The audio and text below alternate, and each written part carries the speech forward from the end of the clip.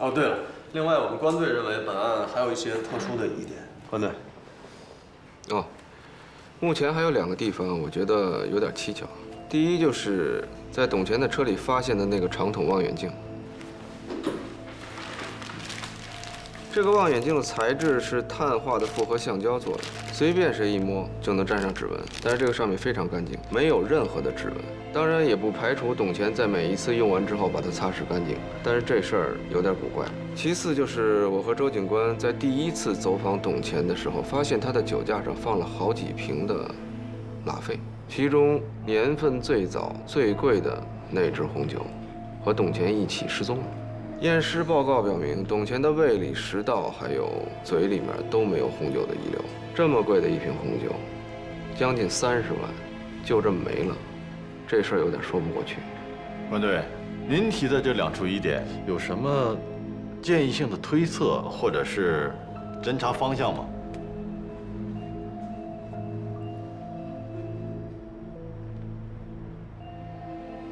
像这么名贵的红酒，流通的范围应该很小吧？对，我觉得可以查找和监控一下这种高档红酒的流通渠道，看看近期有没有人出手一瓶61年的拉菲。关队的意思是，本案除了董乾，还有可能存在其他的同案。我确实怀疑这个案子，除了这个董乾和被害者，还牵连其他的人。至于这个其他人跟董乾是不是同案，这就不好说了。就像周队刚才说过的一样，这个案子有可能还活着更多的被害人，所以不能排除可能是其中一个被害人所为。那你的意思是，也有可能董乾是被某个被害人出于报复性目的而杀害？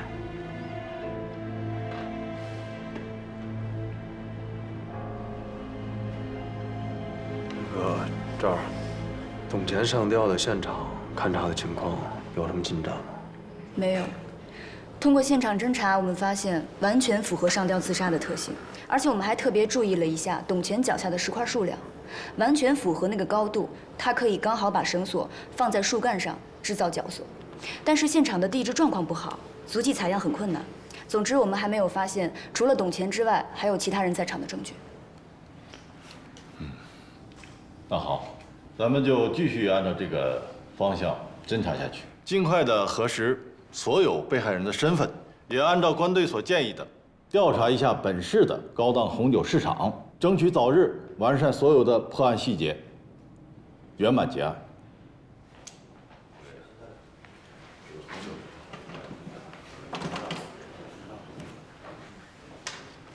哎，周，陪着点啊。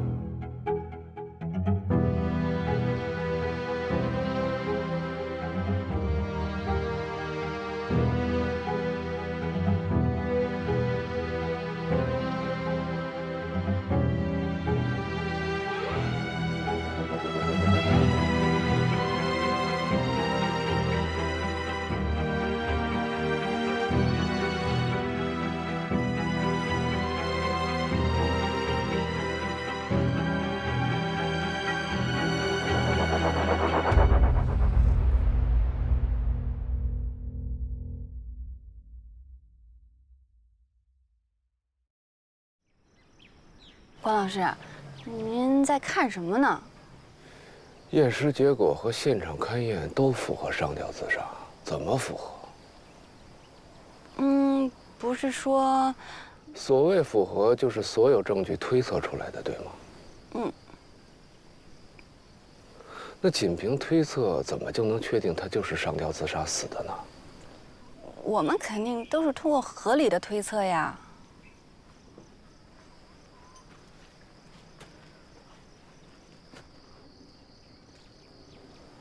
车上有拖车绳吗？有。去拿来。哦。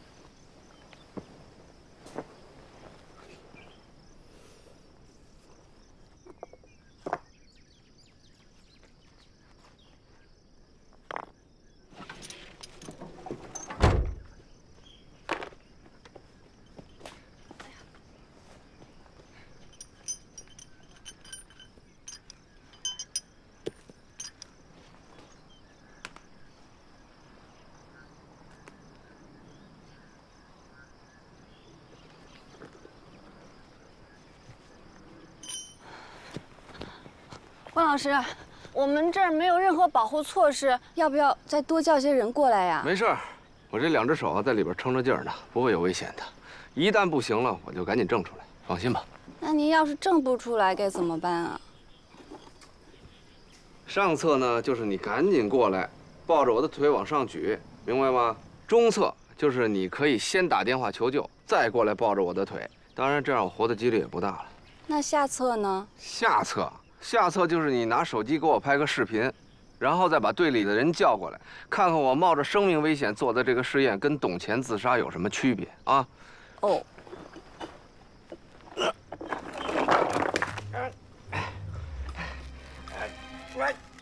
哎，你怎么直接选择下策了？啊？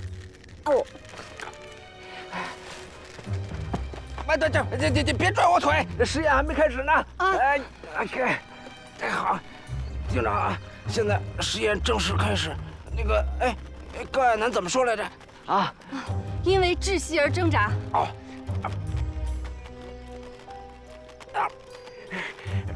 就对了，这挣扎多长时间啊？啊，1、2分钟到3、5分钟。什么？那你还不赶紧掐表啊？哦。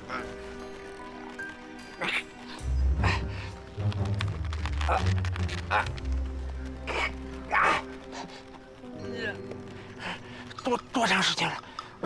关老师，时间差不多了，我放你下来吧。你别往下拽我呀！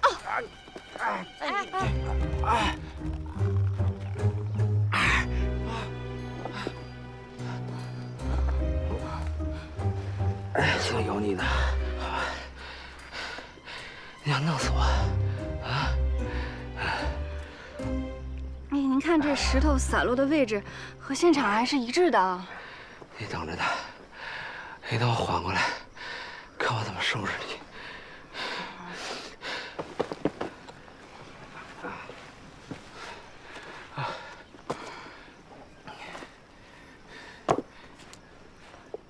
关老师，我。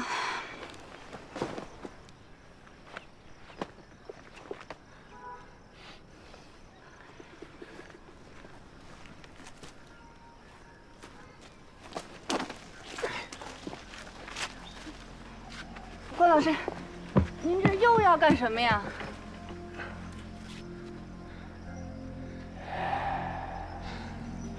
手机给我。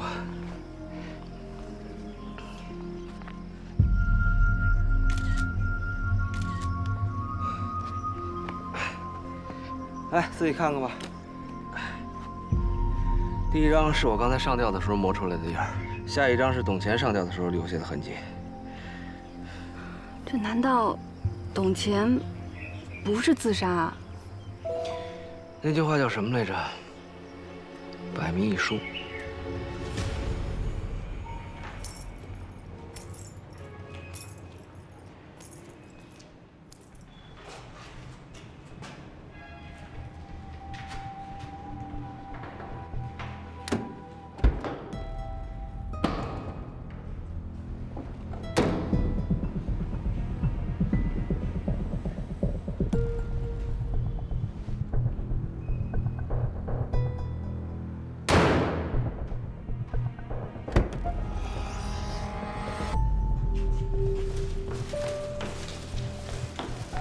关老师，快点！哎呀，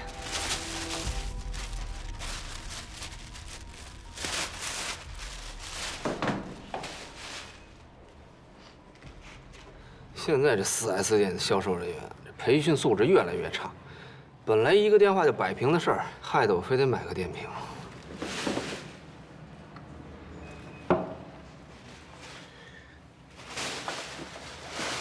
哎，周巡管不管报销啊？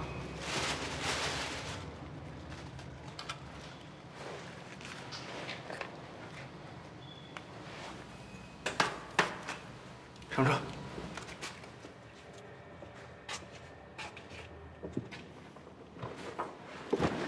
叫你买的东西呢？哦，都在这儿呢。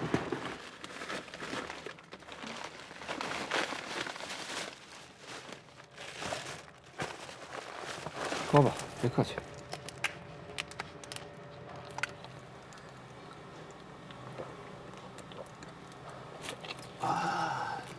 CD 呢？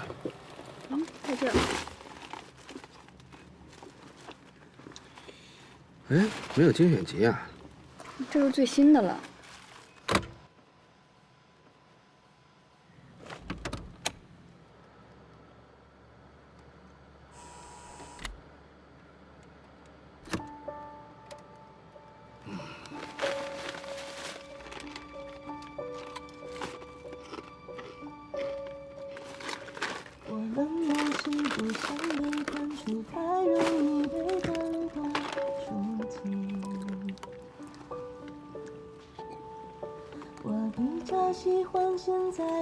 郭老师，您这是？怎么样？这2天给我住一个房间没休息好吧？看您累了，好好放松放松，休息一下。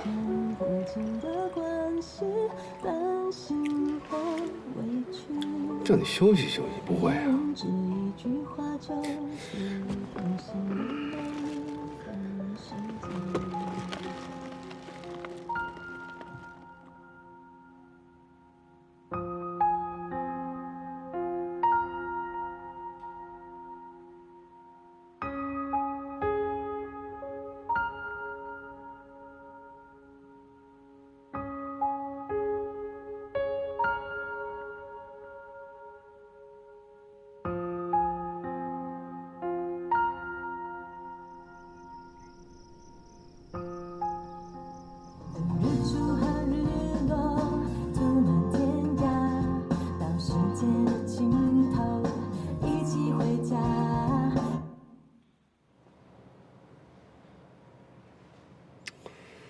就是他了。电瓶是没电了吗？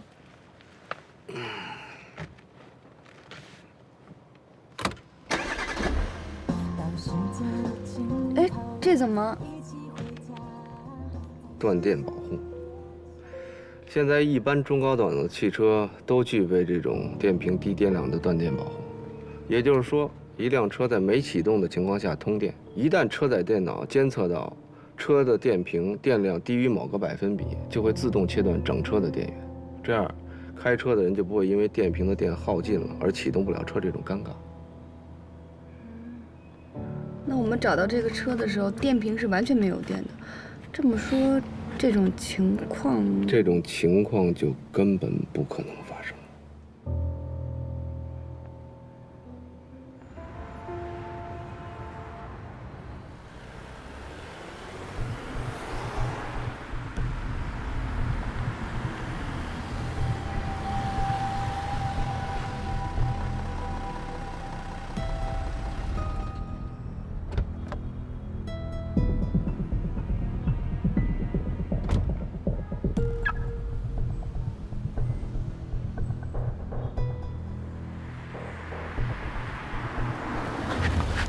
目标已经进入金刚酒店，我们停在正门值守。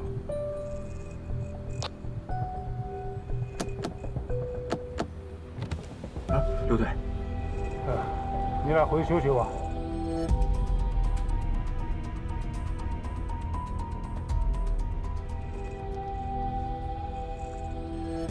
您放心，这个号暂时是安全的。我不知道，很难摆脱。我也不清楚背后还有谁，但是现在刘长勇死咬着我不放，您看，您能不能想办法解决一下？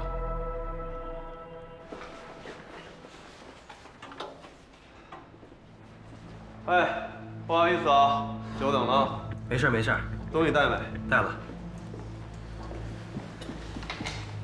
周队，这个呢，确实是安婷在服役期间的所有记录。根据规定呢，只能查阅，不能复制。还请咱们这边多多谅解。谅解，没问题，能看就行。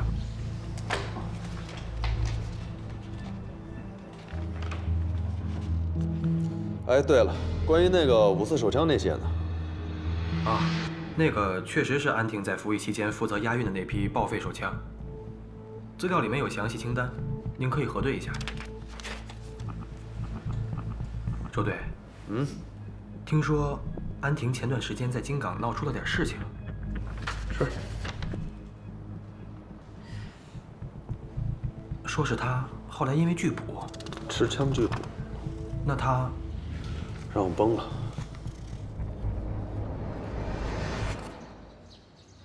你们确定还有一个人？是这样，昨天我和关老师重新勘测了董乾的自杀现场，还有他的车。经过实地勘测，我们现在可以基本确认，无论董乾是不是自杀的，都可以确定他的自杀现场是由另一个人特意给伪造出来的。此外，他那瓶消失不见的拉菲红酒，还有他现在入不敷出的经济状况，以及他那辆车里莫名其妙被耗光电量的电瓶，以上都可以作为我们推测的佐证。那这个董乾，他们是同伙呢，还是仇人？不好说。不管这个人的真实身份，还是之前在案件中所扮演的角色是什么，我感觉董乾就是死在他手上的。这董乾有多重啊？140、150，差不多。差不多，怎么了？昨天你们勘察现场的时候，有没有想过，他是怎么把一个100多斤的人给吊到树上？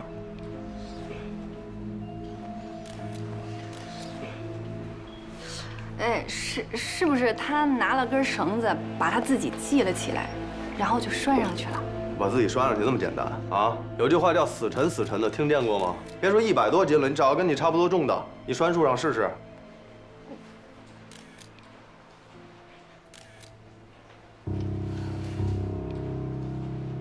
不过这都是技术上的小事儿啊。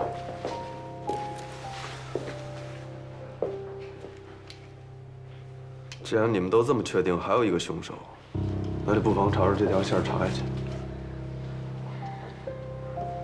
周队，哎，您来一下吧。我先过去。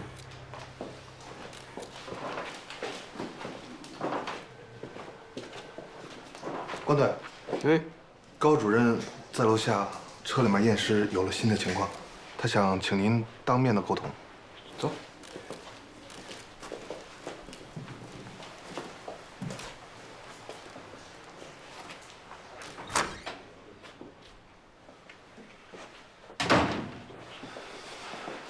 仔细点啊！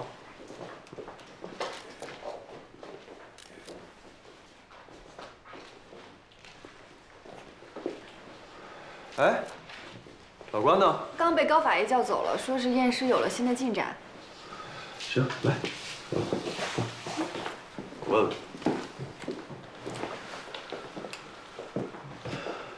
这2天你是不是24小时形影不离的跟着老关？是啊，一直待在一起。晚上睡觉也在一块儿。啊？我的意思是，晚上睡觉你们是不是睡在一个房间里？这你知道的。他有没有和外界有什么不同寻常的联系？没有。周队，你为什么一直不信任关老师呢？啊？自从我们来到了这儿之后，关老师一心扑在案子上，尤其从一开始，我或者是任何一名普通刑警都有可能忽略的，甚至放弃的情况下，只有关老师坚持下来了。如果没有他的这种执着，那我们怎么可能发现这些线索呢？你想说什么？我不知道关老师是不是最优秀的刑警，但他的确是我见过最敬业的。如果整个支队大家都以破案为同舟共济的话，能不能少些牵制和猜忌？我知道是周队您把我从警校招到这里来的，我很感激您，也很敬重您，但我真的只想好好的学习如何做一名刑侦工作人员，而不是被当作用来监视关老师的间谍，或者牵制我父亲的棋子。周队，我不会继续再做这样的事情了。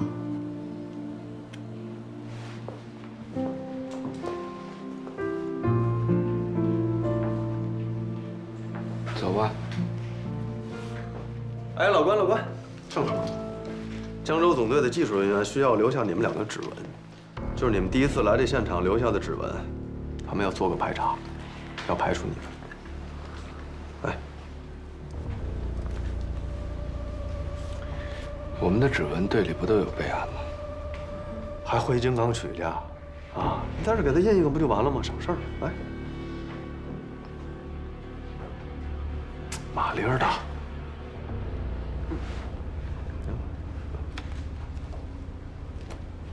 离远点，离远点。好。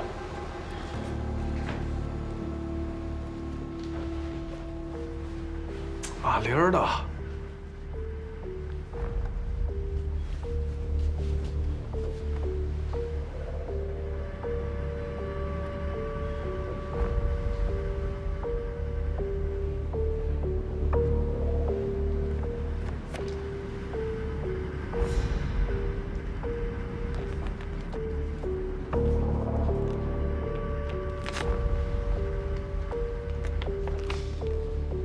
齐活。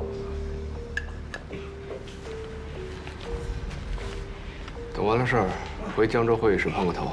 这个案子我大概想明白怎么回事了。嗯，好。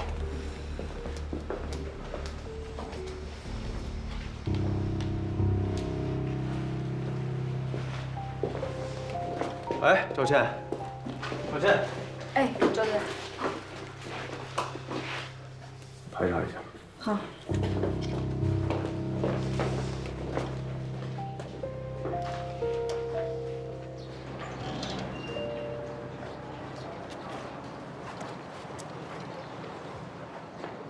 方老师，对不起，之前和这次都是因为……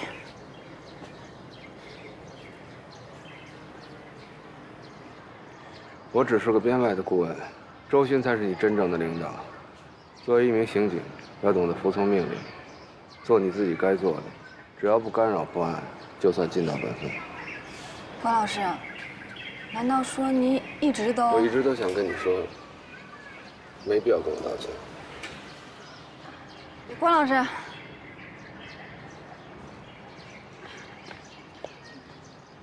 那天晚上，您问我更喜欢您哪个样子，我想跟您说的是，不管您是哪个样子，我最喜欢的都是您办案时候的样子。先开车去。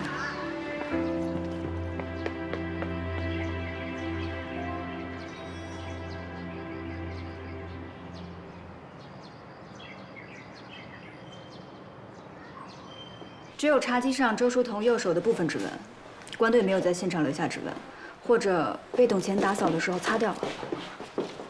我队里的存档比对过，比对过了，关队和周书彤的指纹都没有问题啊。不过，您为什么要我比对？没有为什么，为了确保万无一失。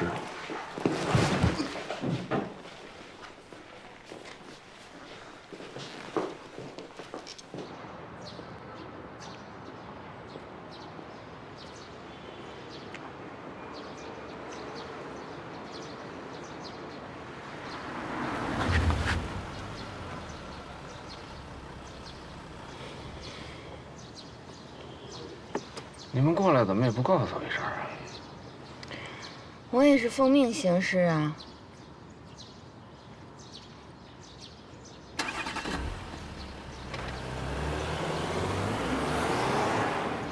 有很多线索呀，现在还没有落实。门关上。因为多派人手出去，把一些疑点啊尽快完善。哎，那是关队来了。哎。接下来我要跟各位说的，虽然都有直接或间接的证据做依托，但大体上都是推测，目的就是为了让各位领导对案件的事实有一个轮廓。我后面会给一个排查的大方向，但这一块儿就要麻烦江州各位领导的支持。对，我和老关商量过了，不管公安部对本案的管辖权最后是否给出书面的指定，只要是侦查一结束，我们全队立马撤。谢谢支持啊！哎呀，客气了，咱们毕竟都是一家人嘛。根据我们之前所掌握的线索，认定董乾对本案所涉及的5个被害人实施了侵害乃至是谋杀，这个方向一定是对的。但在董乾背后一定还有一个凶手，我们现在基本认定这个凶手就是董乾的同案。无论这个人参与了董乾这5起谋杀案的哪一起，我敢确定，董乾就是这个人杀的。昨天晚上我和小周去进行了实测，发现了那个本不该没有电的电瓶，这事儿怎么解释？我推测，在我们走访董钱的当晚，不知名的凶手将另一辆车开到了山崖边，然后以电瓶没电，需要董钱过来帮忙拖车为由，将董钱引到了这里。而在这个时候，他应当已经计划好了要除掉董钱。当然，为了防止董钱起疑，凶手应该确实放空了电瓶里的电。董钱抵达之后，和凶手协商如何让车辆掉头，才能把车拖走的问题。而为什么董钱被发现时是用拖车绳上吊的，而且死亡特征符合上吊死亡的情形？那是因为他确实是被拖车绳勒死的。我不知道这与凶手事先策划的是否吻合，因为实施谋杀的时机往往稍纵即逝，机会出现了，而凶手也没有错过。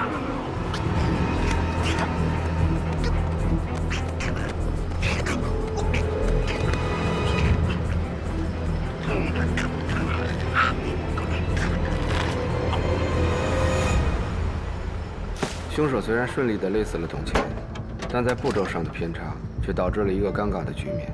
他一个人是拖不走自己的车的。不过很快他就发现，鉴于所有轿车的电瓶规格基本都是统一的，所以他可以把董钱车上的电瓶换到自己车上。凶手自以为很巧妙的设置，却恰恰成为了他致命的纰漏。那是因为他没有想到董钱驾驶的那款 A4L 轿车具备低电量断电保护功能，使这个电量耗尽的电瓶成为了本案中一个无法自圆其说的重大疑点。我们在复查中发现，董钱车上那个单筒望远镜上没有留下任何指纹，这个单筒望远镜极有可能是凶手留下的，而他将望远镜侧距定焦的位置，恰恰定在了董钱之前抛尸的位置。他之所以这样做，应该是为了让尸体能够尽早被发现。那他是如何伪装董钱上吊自杀现场的呢？一旦我们确定了董钱是被凶手所杀这个前提，那么从他上吊自杀的现场就不难还原凶手伪造现场的方法。而这个自杀现场中，凶手还是百密一疏，留下了线索，绳索在树干上留下的磨损痕迹。不过老关，之前我问过你啊，100来斤的死人把它挂在树上，就算换成我也不是件轻松的事儿。这个死人是不是他没配合？这事儿不难，稍微有一点物理和机械常识的人都做得到。什么意思？定滑轮。凶手会在树上临时设置一个定滑轮，再用定滑轮把尸体吊上树干，最后只需要拆掉这个定滑轮就可以了。如果我们再回到现场勘查，应该不难在树上找到安装定滑轮的痕迹。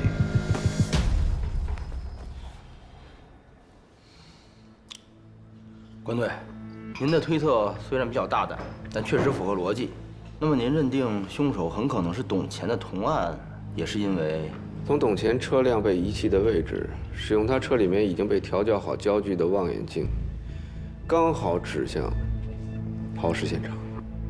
从抛尸现场又刚好可以看到董钱上吊自杀的所在。凶手这么做，无非就是想让这起连环凶杀案以董钱畏罪自杀的方式了结。刚才高法医找到我，给了我一些新的尸检报告。值得注意的是，4号被害人是从背后被勒杀的，可是他的颈椎错位却是从左向右。通常我们从背后锁喉应该怎么做？锁喉？通常锁喉，来，通常就是这样，就这样。从你刚才这个动作可以看出，颈椎脱臼应该是从右向左，这样才符合你从背后发力的这个位置。明白，就是说4号受害人是被个左撇子从后面给勒死了。可董钱不是个左撇子。从尸体的证据看来，这个凶手应该是董钱的同案。那说好的排查方向呢？啊，小郑，你看一下那个传真传完了没有？好。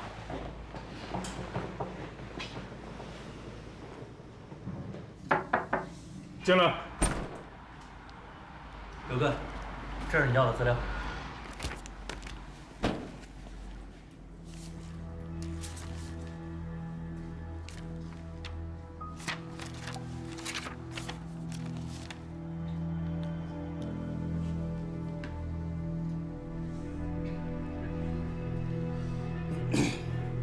哎，老刘，什么情况？情况倒是一切正常，不过姓叶的那小子很可能猜得到，或者是已经发现自己被监控了，一直无所事事，东游西晃。他肯定换了新的手机号码，不过我们还得查出来。行吧，那我这儿也快完事儿了啊，等我回去咱见面聊。哎，等等，根据我们之前获取的叶方舟的手机号码，技术队调到了通话记录。从这上面看呢，除了一些无关紧要的号码以外，还有2个已经被停用的号码。哈，猜出来了，估计那2个号码也查不着了吧？对，但这2个号码不是实名注册的。哎呀，这小子跟咱玩猫手游戏呢。严格控制这件事情的保密范围，毕竟叶方舟以前是咱们队里的人，千万别打草惊蛇。那你说，这保密范围控制在什么程度啊？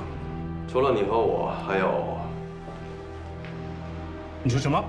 关宏峰？对，叶方舟、关宏峰、关宏宇，如果他们不是一伙的，老关替咱们破这案子，对咱们有帮助；如果他们是一伙的，正好让关宏峰可以露出马脚。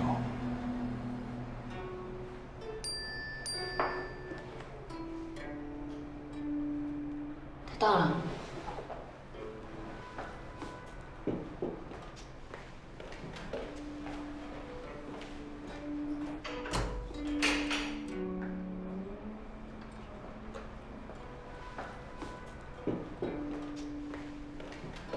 来，哥，没让人盯上吧？放心吧，没有人跟踪我。之前在京港那么多人都没围住我，到了这儿，他们跟我一样，人生地不熟。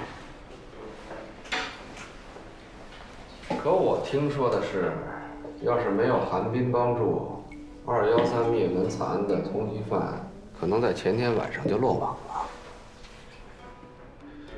现在周巡和江州的警察都撒出去抓凶手了，他们顾不上我，找到凶手了。说起这个，差点穿帮，还是小周告诉我的。你是不是没有注意到这个细节？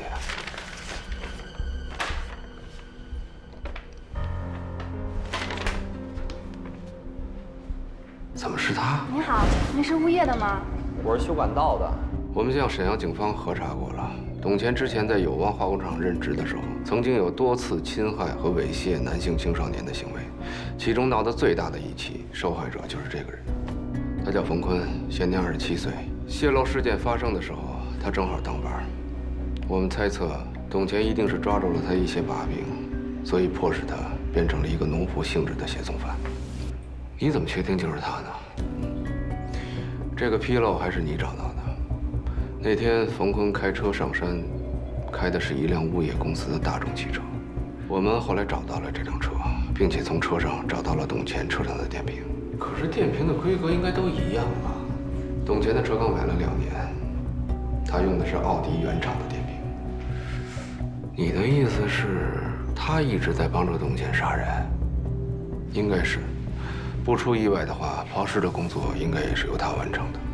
你们那次到访惊动了他和董乾，冯坤那天晚上上山约了董乾，可能就是以商讨如何重新掩埋和转移之前抛弃的尸体为由。看来他是担心案发以后牵连到自己，所以才杀了董乾，并且伪造了董乾畏罪自杀的现场，而且还引导我们找到了那些尸体。恐怕不仅仅如此。刚才提到的奴仆性质的生活，致使冯坤在董乾的胁迫下，一次次帮助他实施谋杀、转移尸体，而且他还不得不用自己的一切负担他的生活，负担董乾的生活。你和小周不是注意到董乾入不敷出吗？其实冯坤也一样，他到现在还住在物业公司的集体宿舍里，名下没有1分钱，就算逃跑的时候也没有什么可待的细软。可能就是这种胁迫的生活，让冯坤忍受到了极点。你和小周的到访，应该是压死骆驼的最后一根稻草。他跑了。我想他应该是看到警察频繁地出入董乾的住所，担心纸包不住火，目前在逃。那你还不赶紧帮周巡去抓人啊？刘烨，要不你回避一下？啊。哦，好。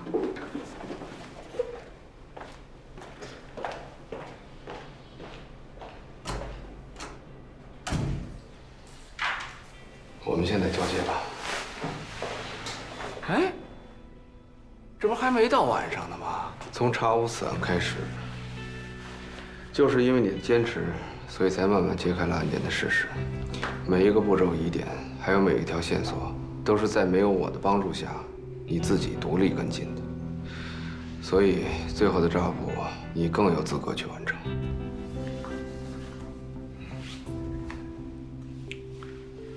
行啊，那现在这个抓捕有什么方向吗？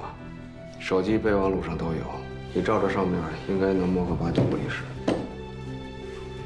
哦，对了，话说回来了，你去南山的那天晚上，跟小周说了什么？啊？恐怕这个案子结束的时候，你得跟小周一块儿回去。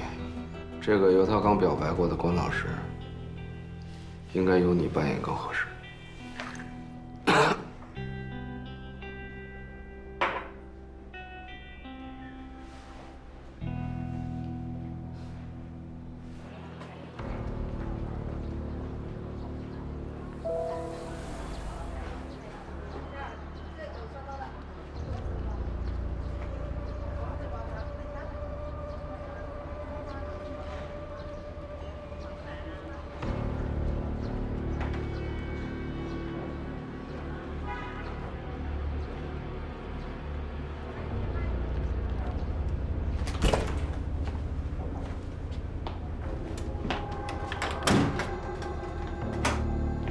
孟老师，幸亏你提醒我要摘掉车牌，我看他还真盯着那辆车看了很久。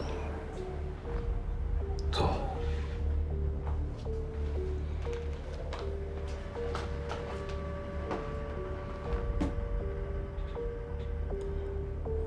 没想到你们这么快。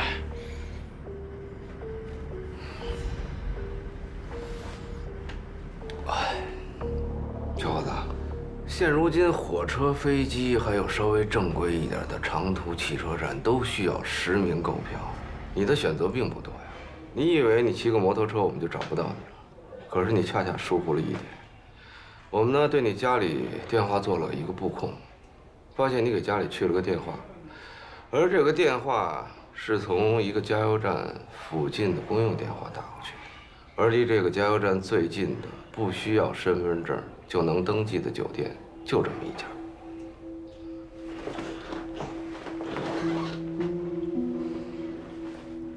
这条路是去沈阳的吧？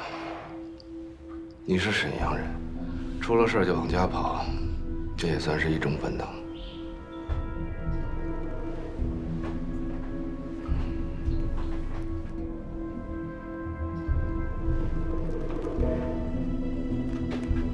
这瓶酒不是董乾带走的，是你杀了他以后去他家里取走的，对吗？好酒啊，30多万，放6年前也得20多万。我猜这瓶酒是董乾用你在友邦化工厂的赔偿金买的，对吧？那次事故，原料工厂的门警报响了以后，是我锁死了原料工厂门，可是被他看见了。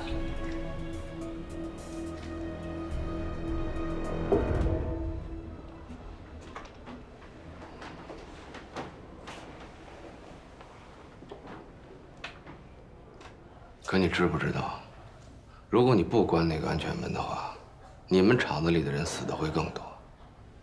我查过事故报告了，那2个遇难者其实当时已经处于化工原料之下了，没有生还的可能性。你的选择是对的。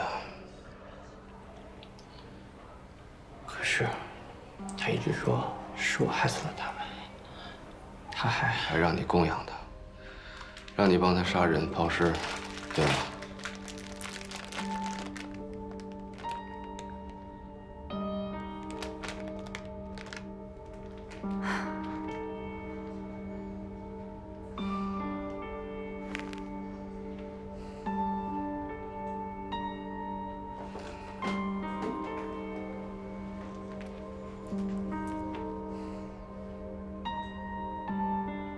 好酒啊！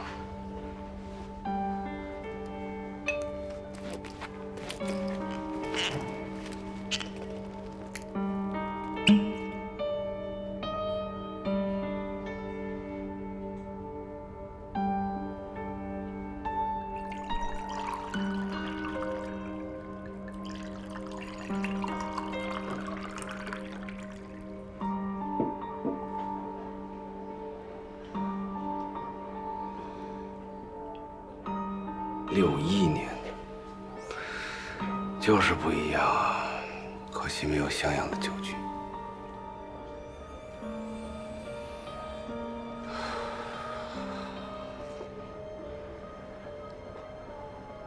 来，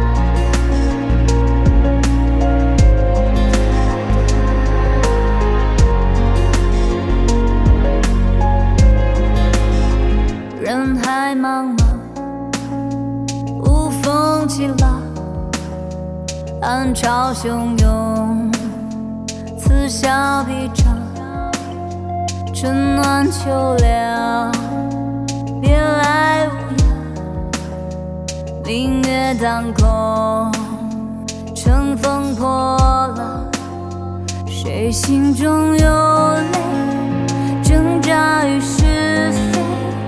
爱假装不悔，为爱赎罪。谁青春无悔，请勇敢一杯。逆风踏理想，一光三黑，开往白天的夜。有没有终点？星光凋谢，活在眉。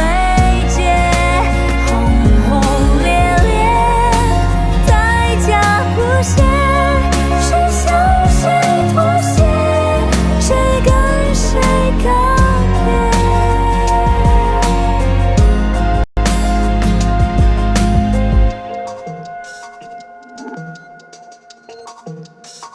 人海茫茫，无风起浪，暗潮汹涌，此消彼长。